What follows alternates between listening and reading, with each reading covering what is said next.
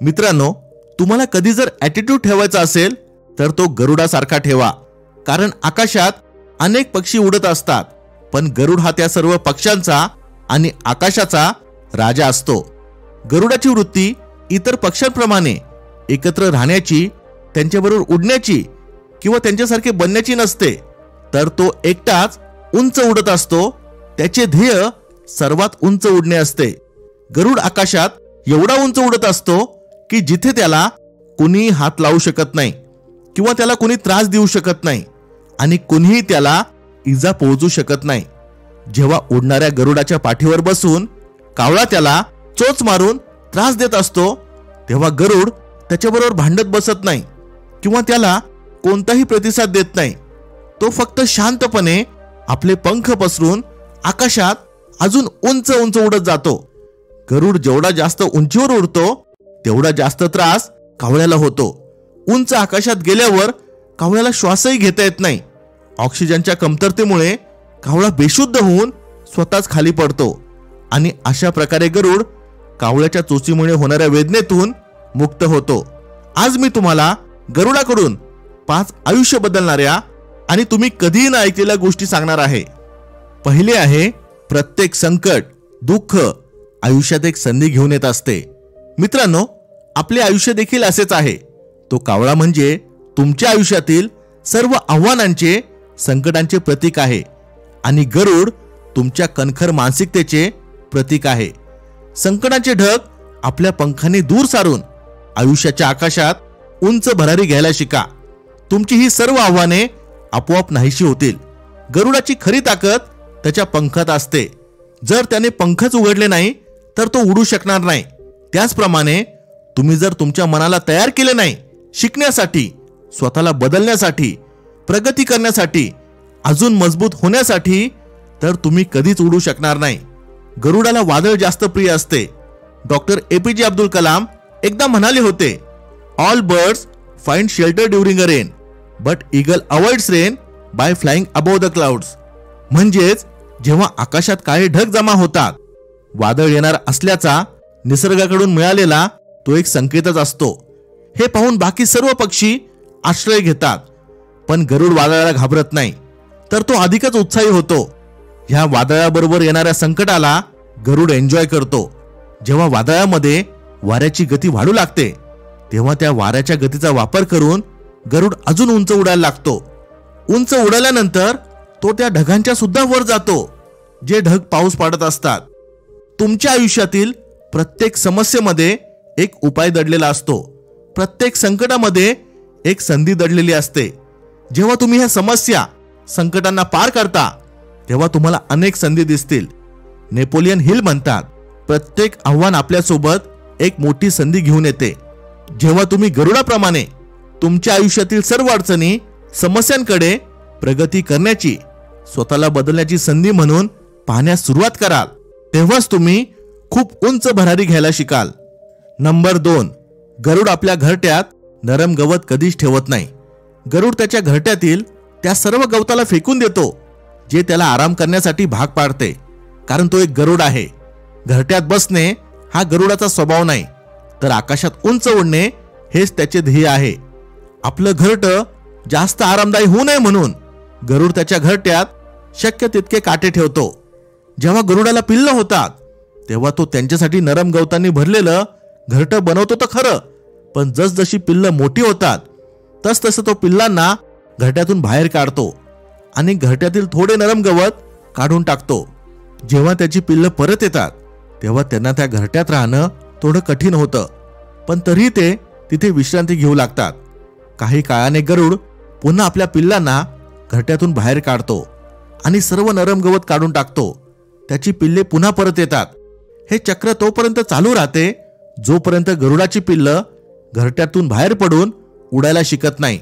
आणि एकदा का ते उडायला शिकले की मग त्यांना ह्या गोष्टीची जाणीव होते की घरट्यात आरामात राहण्यापेक्षा मोकळ्या आकाशात उंच उडणं हाच त्यांचा खरा उद्देश आहे.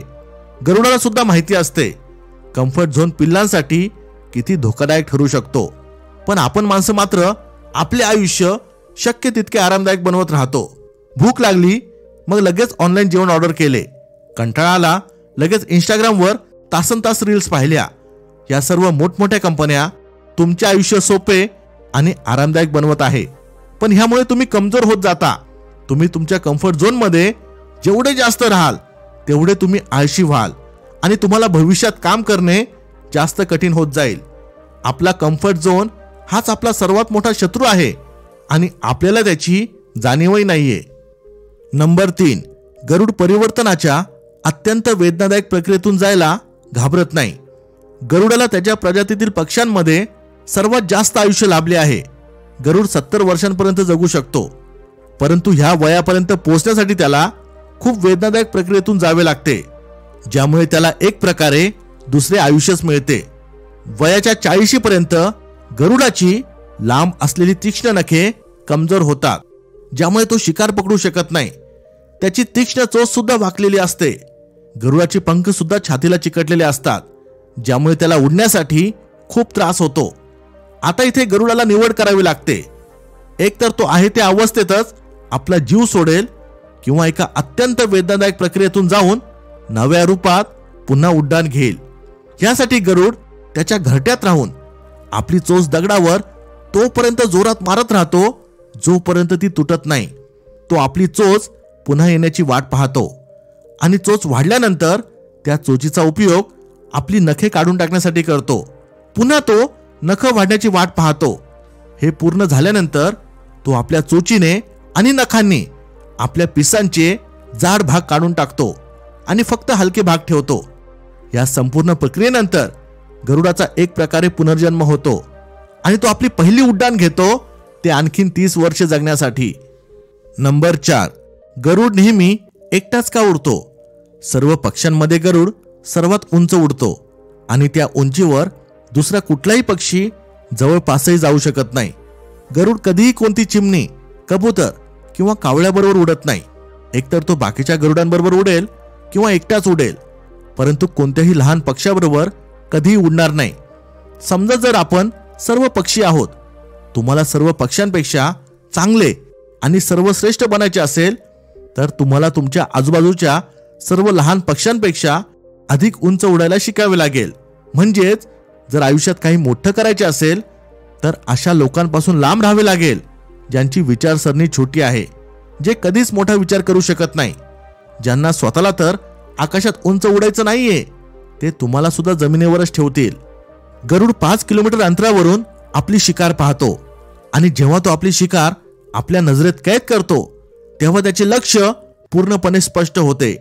तेव्हा वाटेत काय आहे, किती झाडे आहेत, किती लोक आहेत, ती शिकार किती धोकादायक असू शकते, तिथे पोहोचणे किती अवघड आहे, याने त्याला काही फरक पडत नाही. काही करून गरुड त्याची शिकार पकडतोच आणि आपले ध्येय साध्य करतो.